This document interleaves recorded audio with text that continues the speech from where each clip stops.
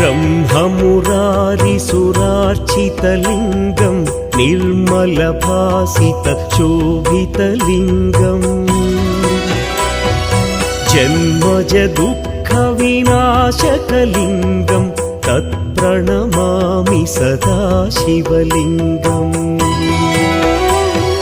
देवमुनिप्रवरार्चितलिङ्गं कामदहन करुणाकरलिङ्गम्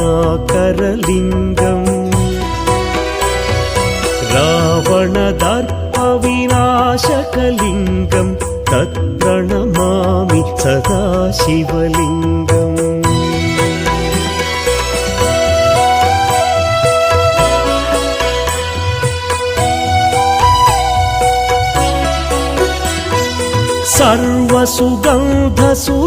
सर्वसुगन्धसुलेपितलिङ्गं बुद्धिविवर्धनकारणलिङ्गं सिद्धसुरासुरवन्दितलिङ्गं तत्प्रणमामि सदा शिवलिङ्गं कनकमहामणिभूषितलिङ्गं फणिपतिवेष्टितशोभितलिङ्गम्